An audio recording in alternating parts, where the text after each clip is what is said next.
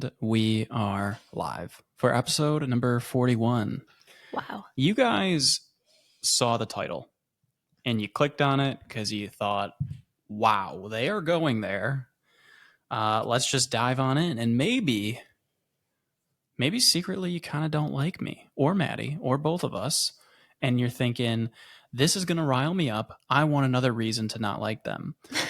Alternatively, you saw the title and you're like, I am excited to hear their views. Maybe you're thinking Maddie and Alex are way cooler than I thought.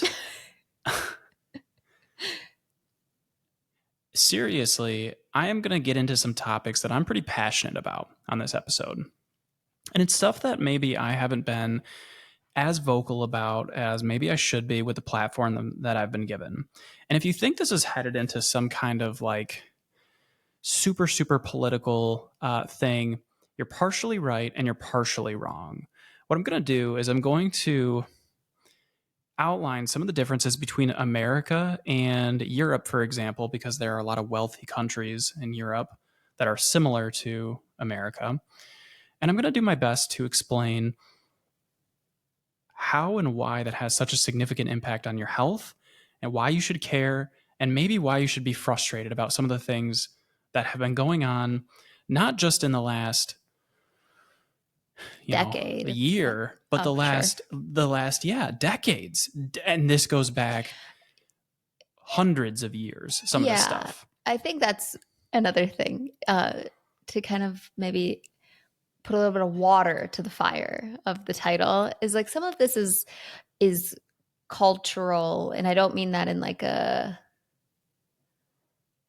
it's just like the way we've always been, the way we've been built. Yeah. Like the nation as a whole. The country as a whole. So it's not like... It's not like we are in...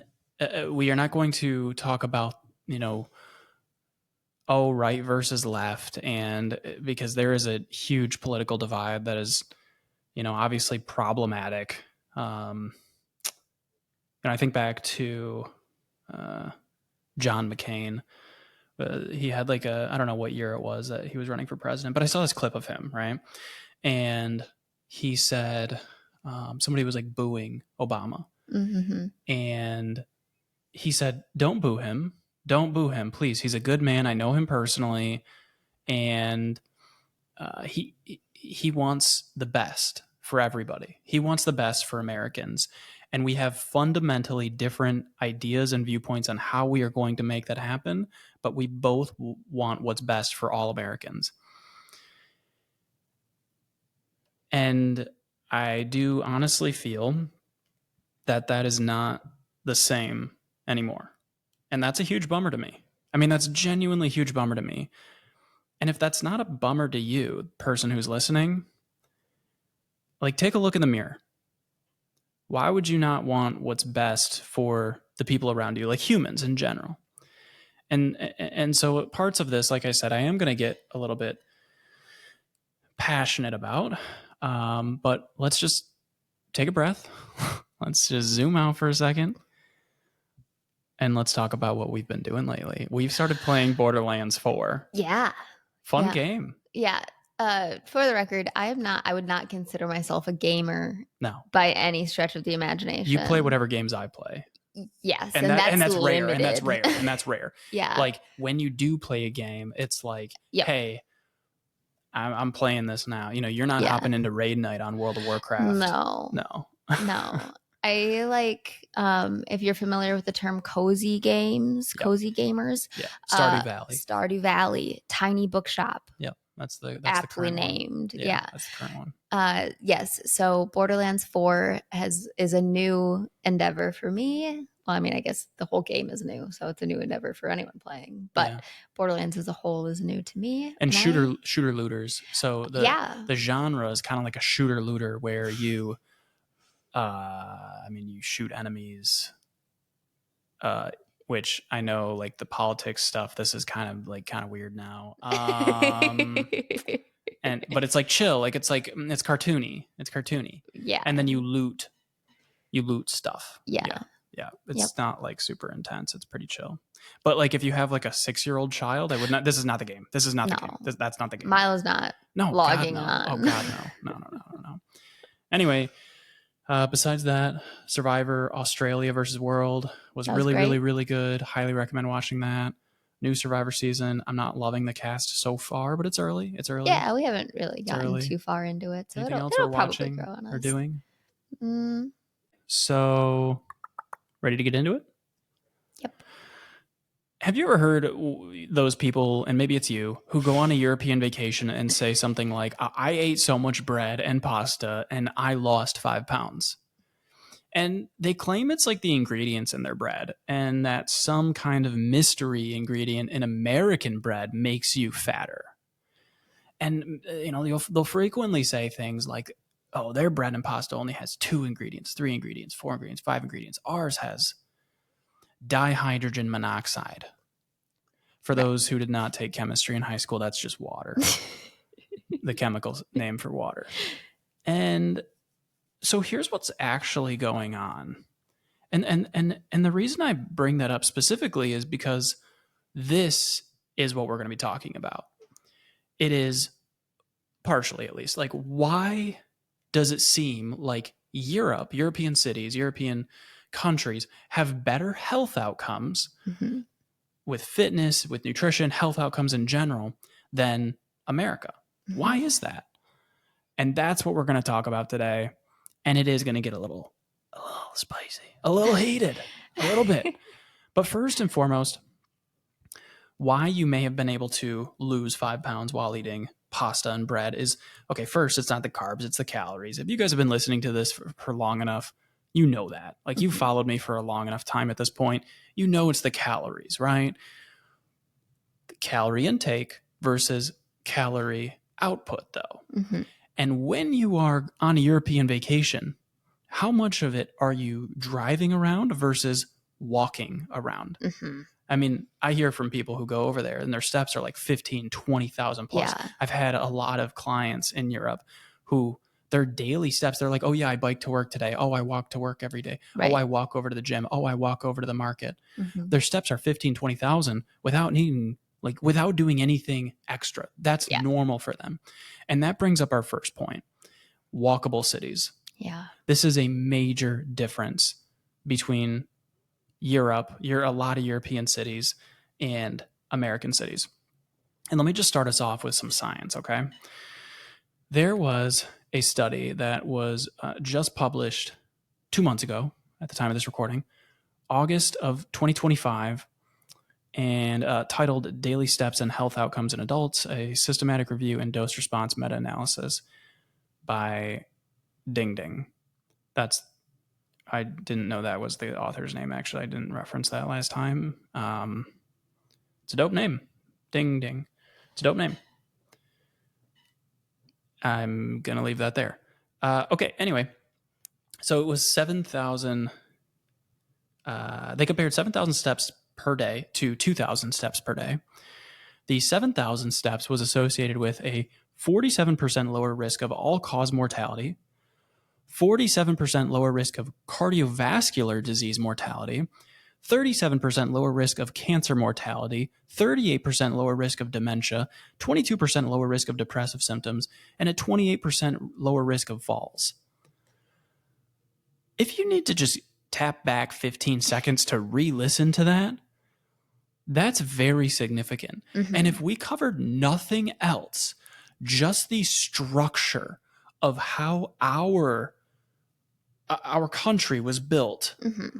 versus the way a European, countries or cities mm-hmm. were built, it's so dramatically different just from walkability. Yeah. And that is so important for your health. Right. And so much of that comes down to, the size of our country. Yeah. We're so massive. Spread out. We're so spread out. Mm-hmm. And it's unrealistic that we would have so many big cities that are all Well, partially though.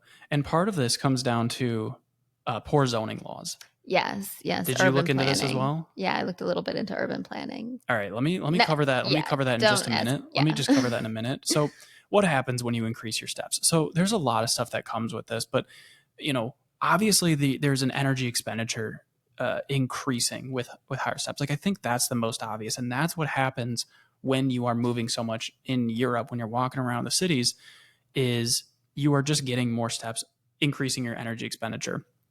But the other interesting part of this is that hunger is more regulated with moderate activity versus very low or very high. The study on this that I was looking at the other day that I put on my story when I was talking about the Biggest Loser stuff, I think it was in part 2 or part 3, I'm not sure. Anyway, YouTube video coming out on that soon too. Be very interesting, where I will cover this study as well. But it's called Homeostatic and Non-Homeostatic Appetite Control Along the Spectrum of Physical Activity Levels, an Updated Perspective by Christine Bolu. I think I'm saying her name correctly. Anyway, basically the thing here is that when you are very sedentary, your appetite is pretty high, but especially compared to your energy expenditure, which is very low. Once you get it into a more average level, let's just say they didn't put step markers on this, but I'm just going to put step markers on this so that it's a little more practical for the listening audience. Let's say if you go from 2,000 steps or below to 6,000, 7,000, 8,000 steps, your appetite actually comes down and energy expenditure comes up. So there's this, it's a tighter coupling between those two. So it helps regulate your hunger and regulate your energy intake with your energy expenditure. So steps, and it's not just steps, people. Like you can go for a bike ride, you can go swimming. It's just, you need to be not super sedentary. And unfortunately, our country is not exceptionally set up for that. Part of this is that a ton of European cities predate cars. Yeah, like you had. They didn't have cars. Like they had to had walk. maybe wagons and a horse in a lot of European cities. Yeah. And that's not necessarily the case in America. Now, obviously, there are a lot of cities in America that were built before cars, but like not all, definitely not all of them. Definitely not all of them. And it also comes down to poor zoning laws. We have had, and I'll touch on that in a second, but we've also had a lack of investment in public transit.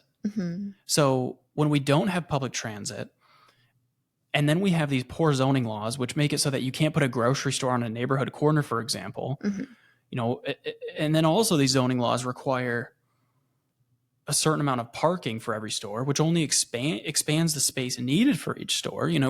If you look at an overhead view of any like suburban area, there's very much a neighborhood area and then a like stores area. And in a lot of European cities, those are blended. They're like multi-zone areas. In America, cities are built for cars, and in the rest of the world, cities are built for people. Have anything to add there? No. I mean, that like really, that summarizes it very nicely. Did you have anything in your notes on walkable cities that I didn't cover? Not anything that's going to be super impactful. I did pull this PMID. I'm not going to read off the number, but there's a study that says looked at a sample of 31,000 people, and those who did live in more walkable neighborhoods, they did have lower odds of people who walked in low walkability areas had lower odds of sufficient physical activity and increased odds of obesity, which I mean, this just goes back to makes sense, but there's even research on it. What's open that up, and what's the title of that one? Higher walkability associated with increased physical activity and reduced obesity among United States adults. By Monica Wang, 2023. I feel like I'm familiar with that research. I feel like I've read some of her stuff before. Anyway, you want to take us into the next topic? Yeah. Start us off. Yeah. You want me to start? Okay. Yeah, I talked a lot on the last one, so I want you to start us off. It feels like a lot of pressure, but okay. The next section is universal health care, which is, I think, a very hot topic. Oh, yeah. Among people. Oh, and I'm ready to bring the heat. Yeah. I don't have, I think, probably as much for this as you do. But I think one of the key differences is in the United States, health insurance is it just looking at insurance alone before even looking at like healthcare as a whole. But health insurance is tied to your employment versus many other countries where it is A right. a right or, part of your citizenship or your citizenship. And there's also, despite paying for your health insurance or it being attached to your employment, it's also quite pricey. Actual care is pricey, even with insurance. Your cost of appointments, procedures. I don't have like specific numbers to be looking at one versus like our country versus another country, but you've probably seen it's like well joked about how like I couldn't afford the care or I couldn't, like Oh, I'm one people take, ambulance yeah, ride away from going crippling bankrupt. debt. Yeah. Yeah. No, I mean, you hear all the time people taking, just anecdotal stories, but about people Right. taking an Uber rather than an ambulance Yes. because an Which I Uber will think cost. is technically not allowed by Uber. I don't think you're allowed to do that, but I Just could be don't tell wrong. them. Just say you're going. You're I could going be wrong. next to the hospital. You're visiting a friend at the hospital. Yes. So medical bills I can don't very recommend that much legally. I don't recommend that. I don't recommend that. This is not legally binding. It's not very advice. much be debilitating for people, which kind of goes along with like preventative versus reactive care. If you are in a position where getting care or if you have a concern, but medical related things are so expensive, you're probably less likely to go look into that. Health insurance just makes no sense. Like it's so dumb. Here, I'm going to start getting fired up. Health insurance is the biggest scam on the planet. It's so stupid. It's so stupid. How much do we pay per month? About $1,000 a month. $1,000 per month we pay because I decided, hey, I'm going to help people around the world with their fitness and nutrition. And rather than joining some company, I don't know what companies do this, rather than joining some company, I'm going to try to do it on my own. And I'm going to try to do it in a way where I'm able to bring my wife out of her job, help me with my stuff, raise our child together in home. And like, you guys, I know these are luxuries. Like, I'm not trying to be insufferable, but it is insane to pay $1,000 per month. But then we still get, like, you guys know this too. You still get bills from the doctor because you haven't met your deductible. Yeah, so it's our like, deductible is quite high as well. It's insane, you guys. It's so insane. And I don't know. The only people who are so excited about this system, I swear to God, are like insurance salespeople. And if you're an insurance salesperson, I'm sorry. Like, I care about you as a human, but like your industry, I don't like it. That's me being so cool, like so chill about it. I don't like it. I get really, really frustrated about health insurance. The US spends more per person on healthcare than any other wealthy nation, yet has worse outcomes across the board. Worse, higher rates of chronic disease, shorter life expectancy, higher infant mortality, just to name a few. And yet we spend more per person on healthcare. What is going on? Why do we have such a broken system? I mean, here's my controversial take. We should have UBI. This is a hot take. Oh yeah. I just felt 90% of our viewers roll their eyes aggressively at me. And if you're driving, lock in on the road. I'm sorry. But like, okay, we're talking, there's so many conversations about record revenue, record profits, more billionaires than ever. And yet we're giving tax cuts to the richest people on the planet, and people making way less money, like sub 50K per year, are getting more taxes. Yeah. What is going on? Tax the billionaires, tax the massive corp. You don't need $1 billion. You don't need multiple. You don't need 400. I'll get into this in a second. The massive cap corporations that are making record profits and the billionaires, they can afford taxes. They can afford to pay in a little bit more to either get a universal basic income or to get rid of the health insurance industry. Like, I understand this is a massive change that would need to be made. I am fully aware of that. I don't have all the answers, but I think we should all be able to be on the same page of like, yeah, something's not right. Something's not right here. Right. And also, let's just, like we felt this way even prior to us paying out of pocket. A Like, hundred this percent. isn't A just hundred because percent. No. we're paying No. for it. No. No. Even when you had a corporate job Yes. where we were paying, even when I was on my parents' insurance, I was like, I don't like health insurance. Like, I don't like it. At the time of this recording, Elon Musk's net worth is $490 billion. Okay? Let me say it again. Elon Musk's current net worth is $490 billion. Let's just suspend belief for a moment and say these two things, okay? Let's just, again, completely suspend belief. Say that A, he stops making money right now, Mhm. and B, he turns his entire net worth into cash and receives no dividends from it. And again, I understand that because his net worth is just because his net worth is 490 billion does not mean he can turn it in. We're Right. suspending belief, you guys. Right. $490 billion cash.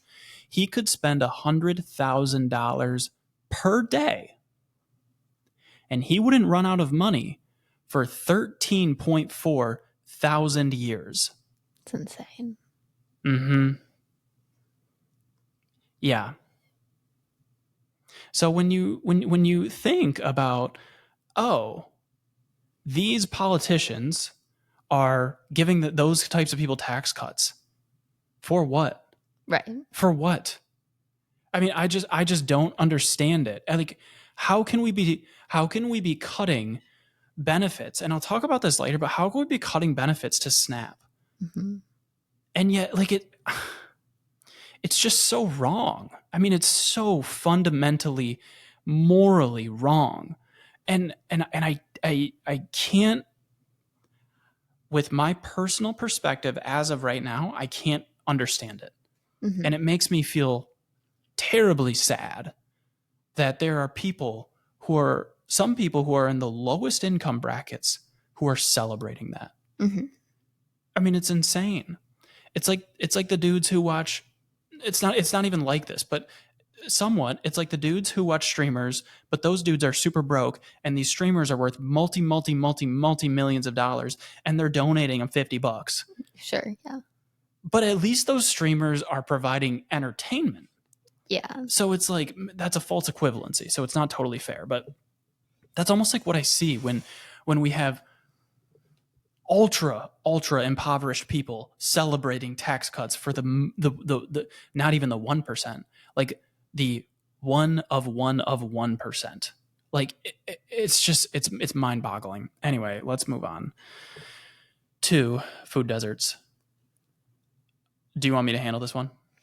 I know you told me, you gave me a heads up that this was going to be like I have a lot to talk lengthy about on this one. Yeah. I have a lot to talk about on this one. Yeah. I'll get started on it. So, okay, you may have heard of food deserts, Mhm. but maybe you don't know exactly what it was. So here is the definition. A food desert is an area where residents have limited access to affordable and nutritious food. That's basically it, but especially things like fresh fruits, veggies, other whole foods. Mhm. And so these communities often rely on convenience stores or fast food outlets like McDonald's and Subway, which are obviously like, I don't, I frequently say that processing is not a viable way of determining the health value of a food. Right. Or nutritional content of a food, but these foods are obviously, if it's convenience stores and fast food outlets, they are probably going to be very calorie dense and Mhm. probably nutrient poor. Mhm. We and you, listener, have probably been to those small towns, maybe a farm town that has a Dollar General, a gas station, and a McDonald's. Right. And sometimes not even a McDonald's. Sometimes that's a Subway. Yeah. Yeah. That's what a food desert is. Yeah, I also have like a small radius. So typically a food desert is like you said, area like low access to affordable, healthy food or nutritious food, I think is what you said.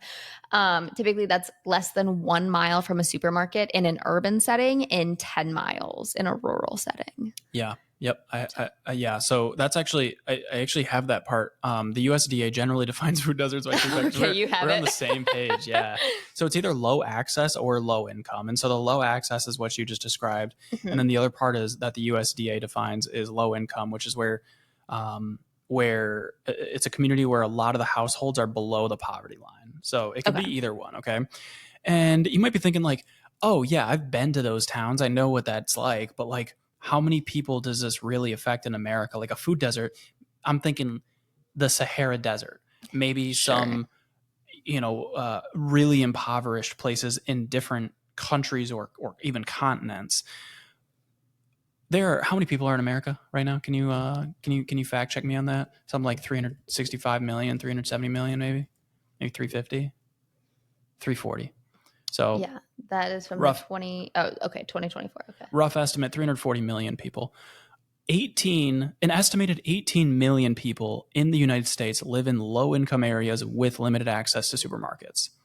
Now, obviously, more common in rural regions, low income urban neighborhoods, but 18 million out of 34 million, that's a significant problem. Hmm. That's just under 5%. But like 5% of Hmm. Americans, 1 in 20, that's insane.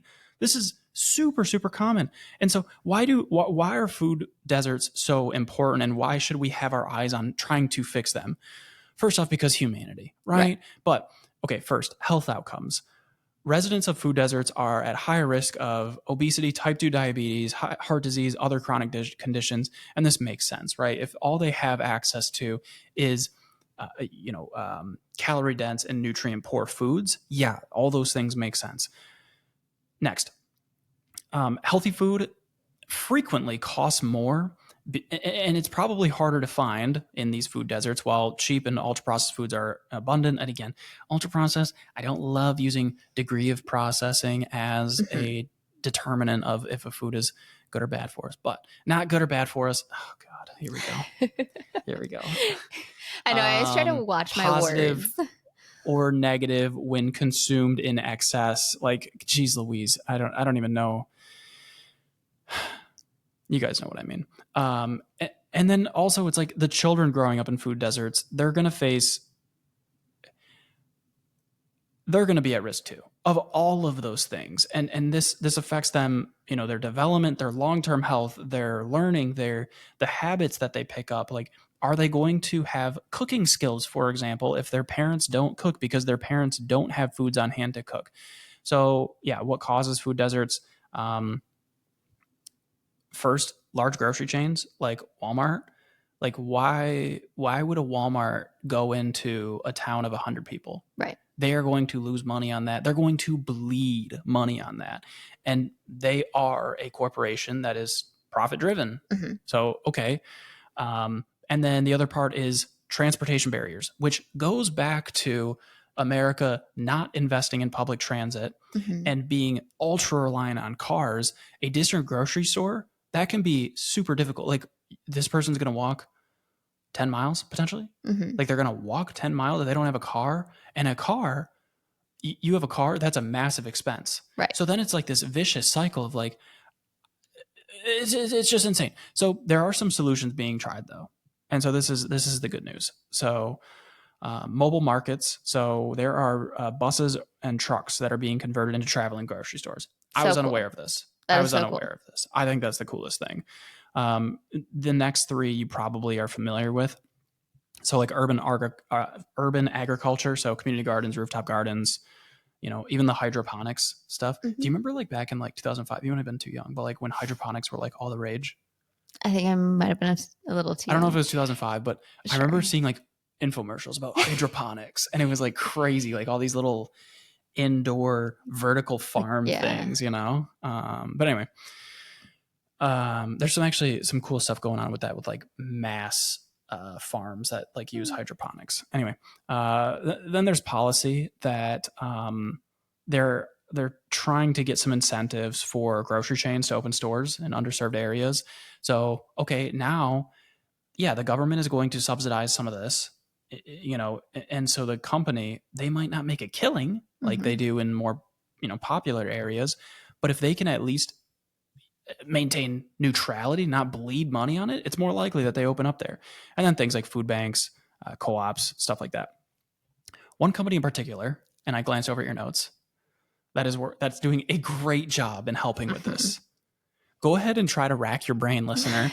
What company is doing such a good job with this? It's like you're going to be like the shock, I think, when you hear what company it is, but it's really cool. And you and I noticed it before we months and months and months ago.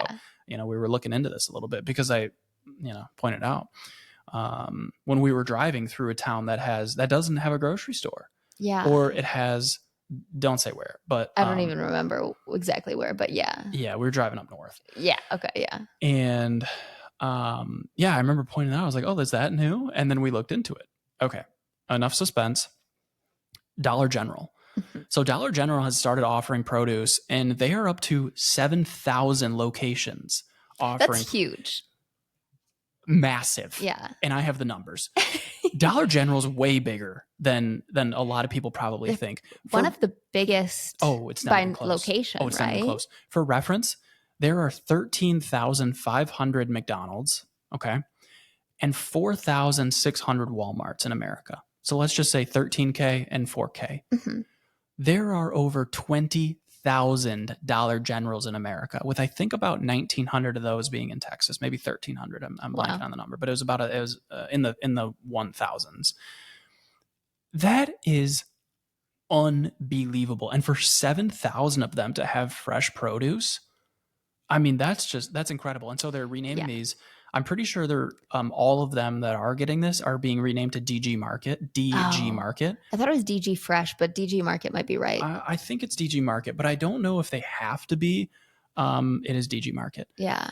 But I'm not sure if they have to be rebranded to DG Market to indicate that they have produce, or if that's just part of a rebranding thing they are doing. I'm not positive on that. I think it is the former, that if they have produce, they are now a DG Market, I believe. Yeah. But even if you're at one that doesn't have like the market, like they have food. They have food. It's wonderful. Yeah. They have, frozen fruits and vegetables as well. Rice, beans. Yes. Yeah. I think that and I've said this before, I think you should do a series where you make a meal. Like, these are all foods you can get at Dollar General. I think that'd be the coolest thing ever. So there is a person who does this. Okay, and it could be Dollar Tree Dinners on Instagram and TikTok. She is sensational. You should all follow her. I think this is the most incredible person on the planet. She's got, I think, like 1 million followers on TikTok now. Yeah. Her account blew up because this person called, whatever.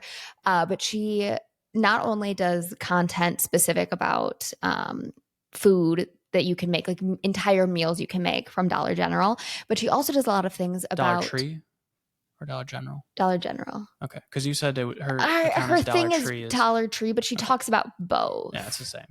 I'm not sure. It's not the exact same, but it's like right. But the other thing she does is a lot of stuff about like things you can make if you don't have access to an oven or a stove. Like if you're cooking solely out of a microwave, or if you're in a position where you're like at a hotel and you don't have access to, this warm would be something meals. That you'd be interested in on the Meals with Maddie? No, this isn't, it's just not. Okay. Yeah. We'll leave it there then. Yeah. But beyond like the food deserts, cost of food is out of control. Yeah. And this can drive people to opt for cheaper foods, which are frequently, the mass produced, the calorie dense kind of foods. And then it's also just like, it's hard to make the time to make meals without the planning and shortcuts.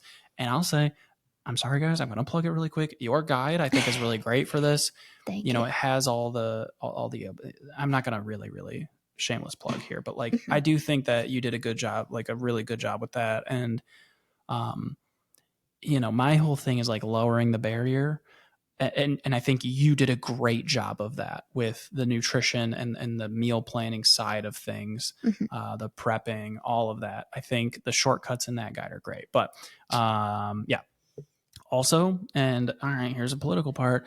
The Supplemental Nutrition Assistance Program, SNAP, just got cut by $186 billion. $186 billion. Yeah. Just got cut. Yeah. like if we want to make this country healthier, Yeah. you Yeah. know, yeah. All right, let's move into the next section. You want to start us off?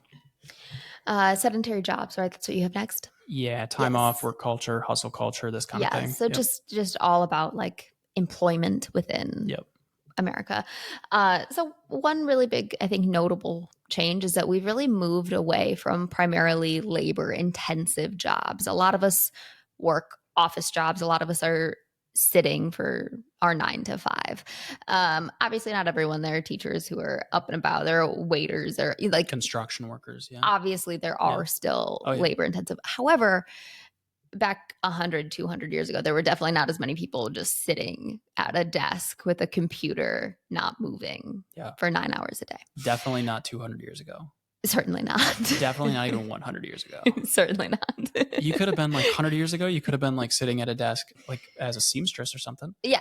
You ever seen those setups? You ever seen those setups of like a mass, I believe it was a seamstress like company, and where they wouldn't have, it was primarily women working at this, and they wouldn't have women sitting at a desk because they felt that it would be bad for their backs to be in that posture, which is, you guys, that's a whole other thing I could talk about. There is no bad posture. Being stuck in one position for too long is bad. But like having a hunched over shoulders, whatever, it's all good. It's all fine. There's no one best posture. And when somebody says I started exercising, my posture got better, it's like, no, you just started holding yourself upright more. That wasn't a muscular imbalance. You guys, it drives me. Anyway, but have you ever seen the photo of all of the way that they creatively, like, air quote, solved that?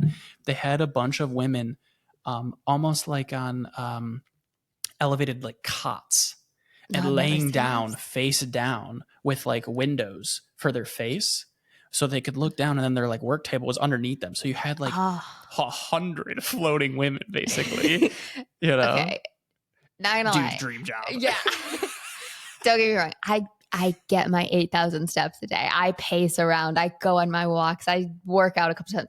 I love laying down. You rotting in bed is your favorite And thing. now that I have a toddler, I you never can't get to rot. do that. No, you can't rot anymore. No.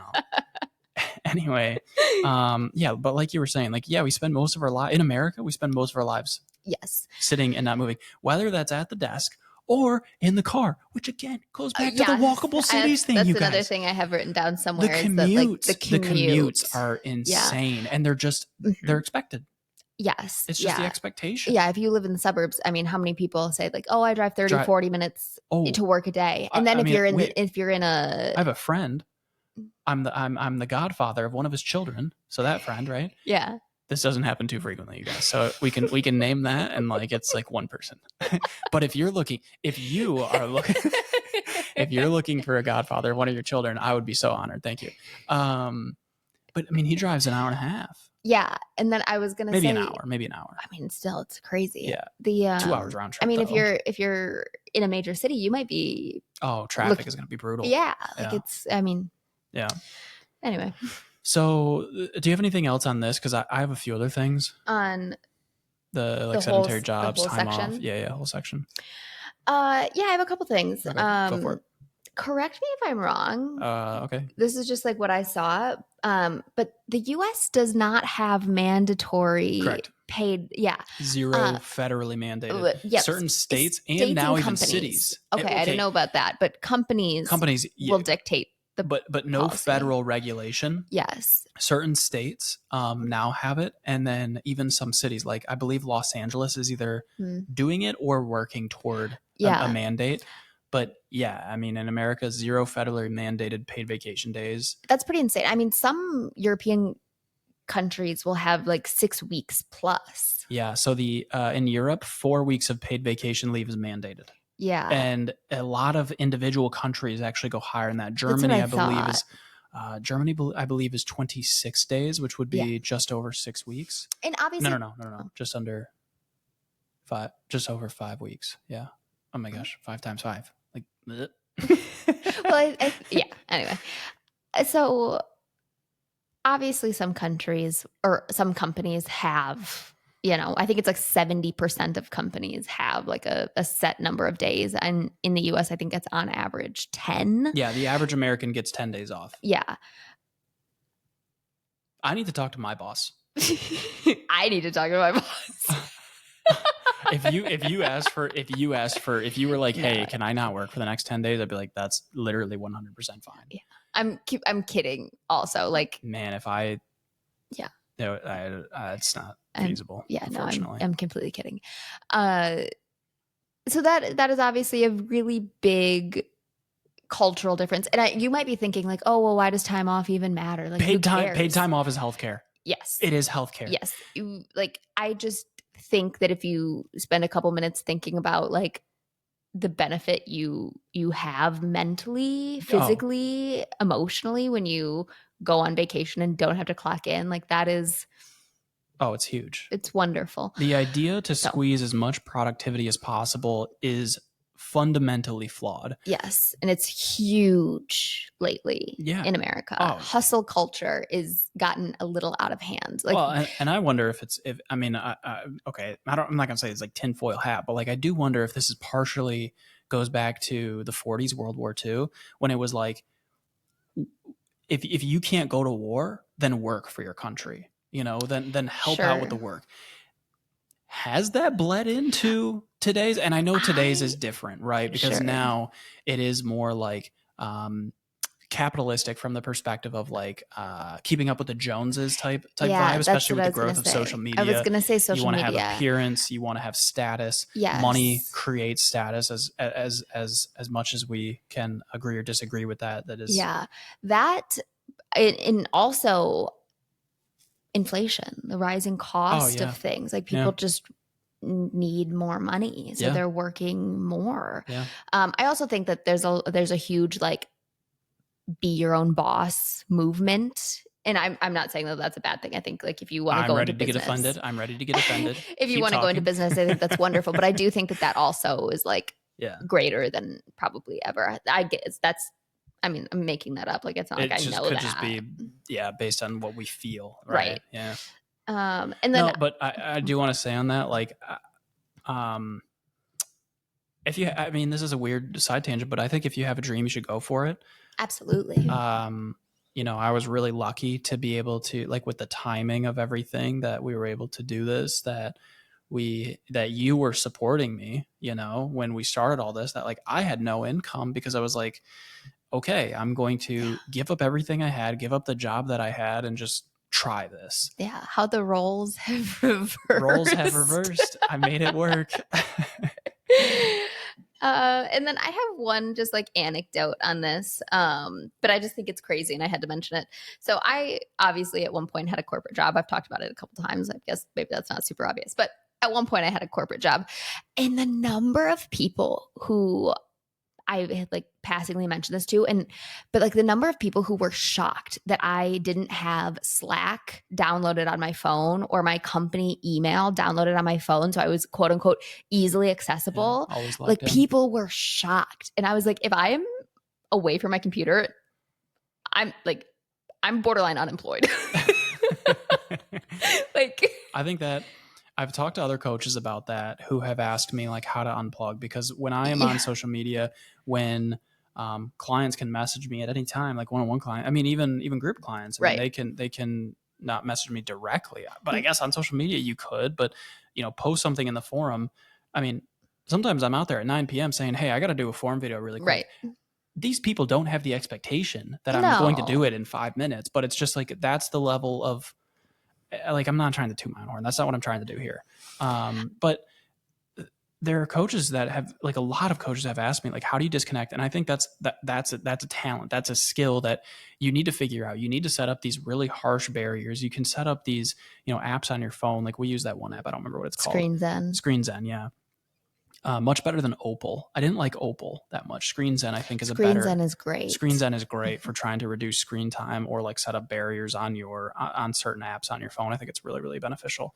But that's like what I had to do, was I had to set up hard blocks on my social media accounts, I'm not going to lie, my coaching apps, I don't set up harsh blocks because I do like checking in like late at night and then early in the morning, like as soon as I wake up, basically.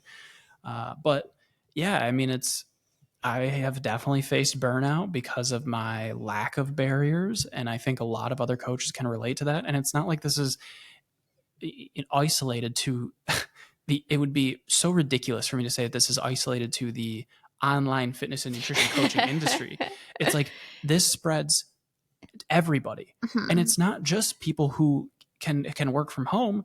It's like school teachers. Yeah. They're the burnout masters. Right. They're the people they have to work a full day.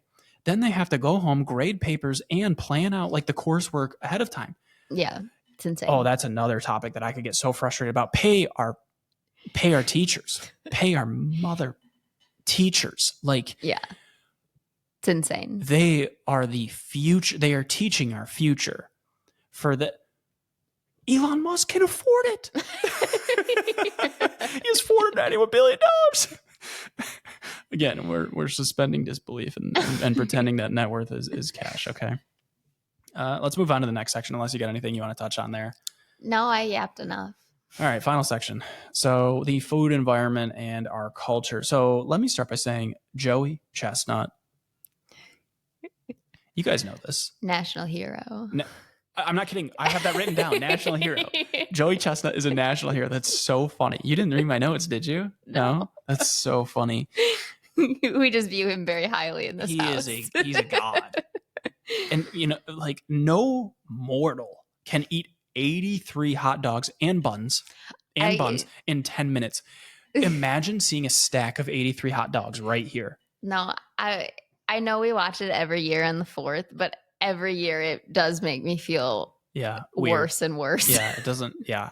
And especially, I mean, the way they dunk them in the water to help them slide down. Honestly, might even he does the two dogs. He does 2 dogs per hand. I mean, his DPM, he can get it up to, his DPM can get up to 10 at times. That's insane. The worst DPM is dogs per minute, by the way, for those who are what might be worse than actually watching the event itself is the physical pain that he's in after during the interview. Yeah, when they make him talk. Yeah. He's like grimacing. He's like kind of gray in color. He doesn't look good. Nobody looks good after eating 83 hot dogs. Have you seen the arguments about who could run a 100-meter dash and eat 1 hot dog faster? Yeah. So if you guys haven't seen this, there's a lot of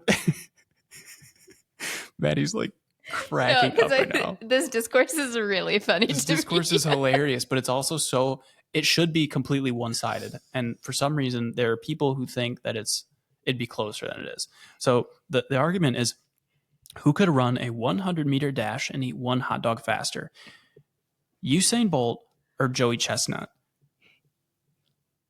I'm telling you guys, Usain Bolt is the fastest man on the planet. Mm-hmm. It wouldn't be close. Joey Chestnut is getting this by a country mile. He is destroying. Try to eat a hot dog as fast as you can. Yeah, anybody, try to eat a hot dog. How long is it going to take you to eat a hot dog with no training right now? No training. Because there's an absolute art to it, obviously. No, I mean, it would. Oh, I'm going to eat the hot dog in 12 seconds? I was thinking longer. Yeah, it could be like 30, 60. I was thinking like 30 to 40. And I'm like thinking fast. 12 seconds and I'm like going real fast. Because I just can't like chew that quick. Think about all the bread. Oh, well, Joey doesn't much either. I mean, I know his nickname is Jaws, but it's just different, I think. Yeah. So anyway, it wouldn't be close. Joey Chestnut is going to destroy Usain Bolt because he could walk. He could literally walk the 100-meter. I mean, and so anybody who thinks otherwise, you're just straight up wrong. But this was like the lead-in that I knew I'd get a little carried away on. Yeah. The point here is every 4th of, I'm going to lead into it a little bit better now. Every 4th of July, I turn on the TV. I put the volume on way too high and I stand maybe 1.5 feet away from our 65-inch TV. Yeah. I don't know why I do that. I don't do that. Yeah, I don't do that with any other sport. but I stand up, I pace around, and I get really excited to watch Joey Chestnut Yeah. because there is an element of ridiculousness to it. It's so ludicrous, it's so over the top, and that's the theatrics of it. It's so fun, and we have all these, major league eating competitions. The MLE is a legitimate organization, but beyond that, let's think about every single event, a holiday. If we have a work event, a holiday party, it's food and drinks. Mhm. We have a family get together, it's food and drinks. We have Thanksgiving, food and drinks. Christmas, Easter. Mhm. I mean, New Year's, drinks. It's like there's so much calorie excess in America. Everything we do revolves around food and drinks. Everything is supersized. I mean, look at how foreigners view our culinary options and Yeah. portion sizes. If you don't have any international friends, go get some. Ask them about their first time in America and Yeah. about how their eyes popped. I was looking into this a little bit, just real briefly before we started the podcast, and I was trying to find if there was any research on portion sizes. That way, it's not just me Right. yapping in an anecdote. And the best I could find, and unfortunately, I don't have a reference for this, but the best I could find is that calorie on average, when looking at both chain restaurants and non-chain, like local restaurants, that the calorie what is it called, composition, I guess, Mhm. of meals on average is 30% higher in America than similar wealthy countries around the world, but especially in Europe. Mhm. I mean, we everything we do revolves around food. Yeah. And I think also, like, it doesn't help that a lot of people, I've been talking with a lot of clients for free lately, right? Mhm. And one of the recurring themes lately, but also just in the last 5 years of me doing online coaching, has been stress eating, emotional eating. And I hope this doesn't come off as disrespectful because this is just a matter of fact. A lot of these people have not developed or have not been taught tools to manage these stressors and emotions. And so Mhm. when they react, when they feel this stress, this emotion, they want a quick hit of dopamine, right? And so, what's the quickest way to do that? Mhm. Is it going for a walk? No, you're trapped in a friggin' office building. You Right. can't leave. Is it um, meditate? Like, no, you're in an office building and Brenda, like right across the hall, is going to look at you real weird. Is it like, and so, our tools for stress management, they are somewhat limited. And it Mhm. kind of goes into like the burnout, the lack of paid vacation time. Stress levels are pretty high. And what's an easy way to get a quick hit of dopamine? Even if it doesn't solve every problem in the world, you go to the pantry Mhm. and you get a little sweet treat. Yep.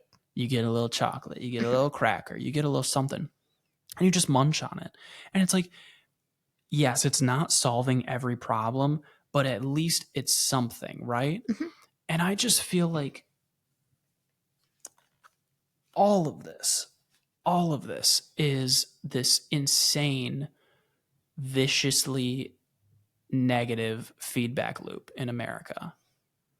All right, what do you got on food, environment, and culture? Uh, let's see. So, I mean, kind of going along with what you're just talking about, there is a very intense, aggressive food marketing Oh environment in yeah, the United States, oh yeah, especially when we consider food marketing toward children, yeah. Oh, oh which I know God, is yeah, this is a hot topic around like a whole bunch of different things. But I mean, think about like there are mascots yeah. and Mascots. jingles Yes, for yes, food. yeah, And while obviously I don't think that cereal in and of itself is evil by any means, for sure. And let me but say, it's heavily fortified. yeah, so it's actually really like It there's benefit. it can be highly beneficial. Yeah, but but when you consider the types of food that have mascots, it's not our apples, it's no, not no, mangoes. no. Like It's for Tony the Tiger. yeah, there's a difference about the way that What's we that Lucky market Charms dude food. name? Is his name Lucky? I think his name I is have no Lucky. idea if he has a name. Do you have a favorite mascot? No. Snap, Crackle, and Pop are pretty funny. That's pretty cute. Yeah. I know this isn't cereal, but Keebler Elf. I always Keebler like that elves. whole vibe, like being Yeah, in the trees and the stuff. little like commercials they used to have Yeah, of them yeah, like just making the little. yeah, That's cute. yeah. I Like liked that. the fudge cookies. Those are yummy. Pillsbury. Pillsbury's the Oh, yeah. best. You poke him in the belly. He goes, hoo hoo. Yeah, that's obviously the Yeah. best. I don't know. I think That's what we should dress Milo up as for Christmas or Pillsbury for Doughboy. yeah, Halloween. Yeah. I think mine actually might be Tony the Tiger. Yeah, that's a great one. I like that. I did Who's like Cinnamon that Toast Crunch? theirs is Oh, I don't know if Cap. they have one. Or is it a wolf? No. You know what? It's like those. They'll have those like faces, like the Cinnamojis. Remember? Oh That was yeah. not good. That was not Yeah. good. That was not good. I was gonna say, the one like kind of nice thing about Tony the Tiger is like he's all about like getting kids active. There's He's a always lot like of shown like playing baseball and like soccer and yeah, stuff. I think yeah. they're always doing a sport. That's cool. That's You know what? You know what character I respect? Quaker Oats, the Quaker Man. What's up with him? I mean, he's been kicking it since the 1700s, yeah, something like that. yeah. That's wicked, man. Uh, Shout out Quaker. I eat your oatmeal every day, basically. So yes, I think that there's this really aggressive food marketing For sure. culture. I don't know if I have anything else necessarily to say on food marketing.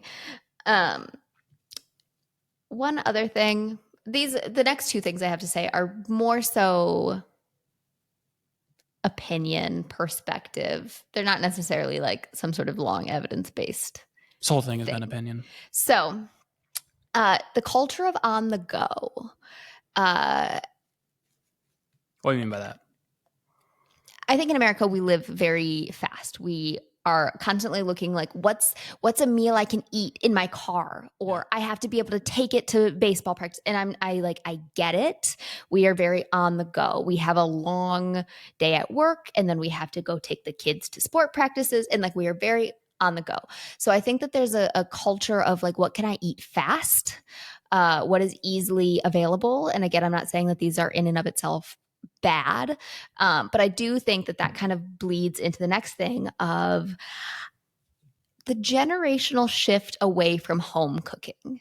And cooking as a skill overall. I think there's a higher degree of people who don't necessarily know how to cook, or at least, and I'm not saying like you have to come home and make like a 5-course meal or anything, but I think that we rely more on convenience than previously. Yeah, going back to your point on the go, how do you fix that? Like, what's a solution for that? See, I don't know if I have much of a solution other than, I mean, it's not like I can say like, oh, create more time. Right. Hey, create more time. And everyone is going to have different priorities. Okay, so for some people, it might be a priority of like taking 20 minutes on a day and meal prepping snacks for the week, or meal prepping things that you can eat cold or from your purse. Like, you know what I mean? Like things that you can bring that way. That could be an option. If we're looking at like a greater scale, is it, I think like at one point McDonald's did, or maybe they still do, where they're like required to serve apples with all of their kids' meals. Like, is there a greater policy change around convenience foods? I don't know that I personally have some perfect solution to that. Okay, I typed in McDonald's apples to see. The top Reddit question is, why are people buying apple slices at McDonald's? Already pretty funny. But then he gives a valid point. This is just 3 months ago. He says it's $3.70 for apple slice when you can go buy your own apple and cut it. Yeah, I absolutely agree. And then this person said they are part of the Happy Meal. I seriously doubt there's many people going to McDonald's to buy apple slices a la carte, even if they were a quarter. Yeah, that's what I thought, is that they were required. This person said, replied to that and said, I do. I get the sandwich separate and apple slices. Then I always have water in my car. Next person, why? Next person, plant fiber is greater than McDonald's sandwich. Next person, yes, but why buy it from McDonald's? This is great. I think our next episode, we should just go through Reddit comments. That would be amusing. Yeah, for maybe we sure. do a Reddit post, just like random Reddit posts Yeah, for that would for a be future fun. episode, maybe next episode or something. I also did mention that like a big change of going more toward convenience meals, likely due to, we now have two-member working households, like Yeah. both parties work. There's just less time in the day. Yeah. Yeah. And if we can't make more time, we need to use our time more efficiently, which typically, Yes. means that, yeah, if possible, like batch prep things. Mhm. Yeah. Just Yeah. do what you can. Hang in there. What else? Sorry if this episode was inflammatory to you. I don't think we said anything that was like that hot of a take. No, honestly, I feel like your intro made it seem like it was going to be more intense. I'm not Uh, gonna lie, I thought I was gonna go harder. But then it's Most like, of this I really view as just like general American culture. And I'm not saying it's yeah, right well, or I'm kind of wrong. throwing shade on the cuts to SNAP benefits and the Okay, yeah, and the that's tax changes. that's I was like kind of, deserved though. Like that's well, I mean, a lot of people don't think that's deserved. A lot of people aren't happy about that. But okay, we'll leave it there before I anger somebody that I didn't previously anger. If you made it this far, thank you. We really, really appreciate you listening, and we will see you for the next one. Take care, everybody.